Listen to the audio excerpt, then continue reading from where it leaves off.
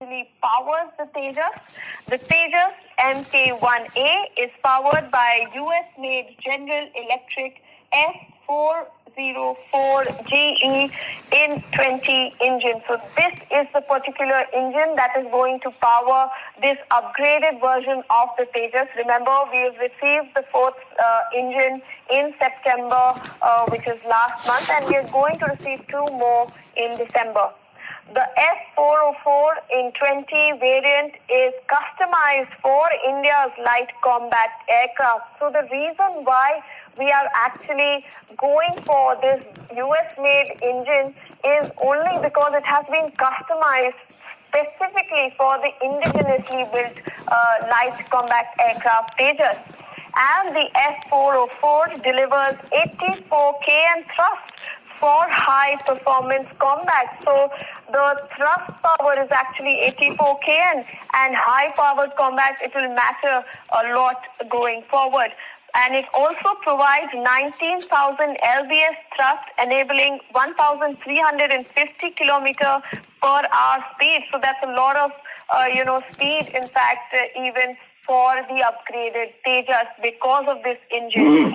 Now the modular design aids maintenance and ensures reliable flight ops. So one of the most important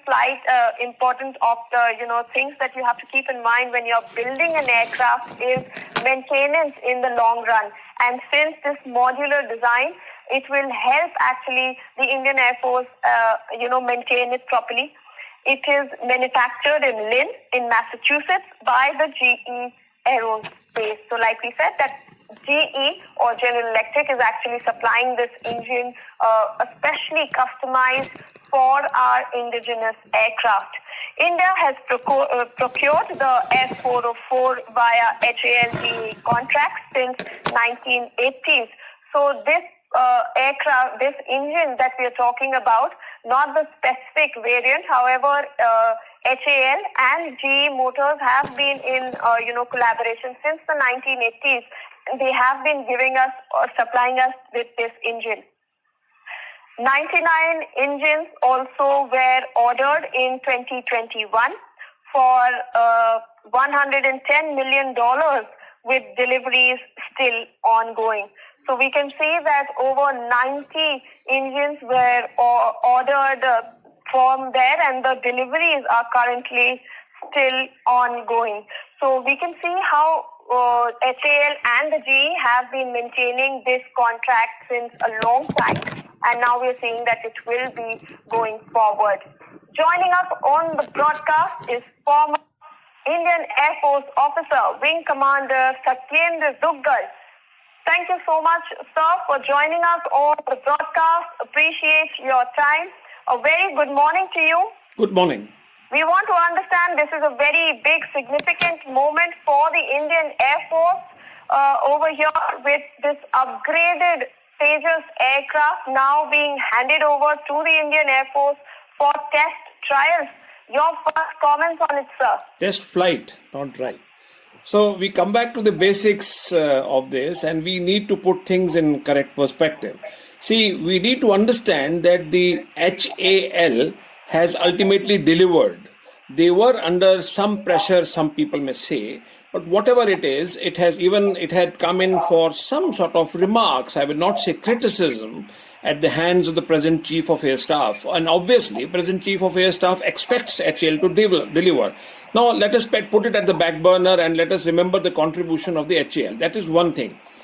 Another thing which is very important to understand is that you have said that yes, it is manufactured in GE, but we need to understand that GE has closely collaborated not only with HAL but with various Indian engineers to understand the environment and the requirement. So maybe you are right that it is manufactured in US by GE, but the contribution of their Indian counterparts and the Indians cannot be undermined. So the facility may be at GE, but it is manufactured by them.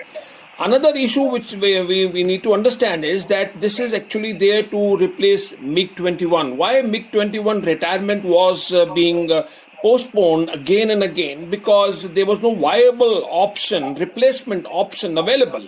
Now we have a viable replacement option available, and I may not say that it is a test flight. Actually, it will start production line, and it will be closely monitored by the technical team, across the world.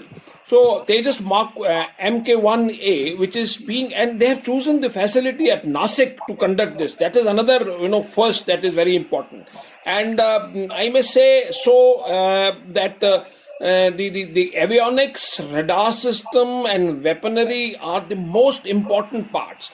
So because of this, the pressure on the people who are eyeing at India, or they are trying to show their eyes to India, will be careful. Like China and Pakistan and Turkey, they may feel that India have to procure. Now India doesn't have to procure. Now India is self-sufficient. So it will be produced. Like we had drones which are being produced. And now we have this aircraft. This is a huge landmark in Indian avionics history, particularly in the case of the HAL. So it also says that it also explains that HAL can deliver. HAL can deliver provided they are set the targets, like the present chief set a target to them. And we are aware that the present chief had set the target, and there was a huge expectation from the Indian Air Force even the Indian Army also to the HAL. So I must congratulate you, that you are conducting this program and you are anchoring this program, which is a landmark in Indian history. And congratulations to you, congratulations to each citizen and each engineer who has contributed, and the government of India. Of course, it will be done in the presence of Mr. Rajnath Singh, who will be there to witness all this. And he will take all the feedback, and he's a man with a very sharp eye, and he's got a very good feedback system. So congratulations to all Indians, congratulations to HAL and Indian Air Force. Have a nice day. Absolutely, sir. A very landmark, in fact, day for India, and we will continue to track those developments as it comes. Yes. We'll slip into, we'll look at some of the breaking news that's coming in, however, right now. Ahead of the final day of nominations today for November Bihar elections, Congress has released the list of 48 candidates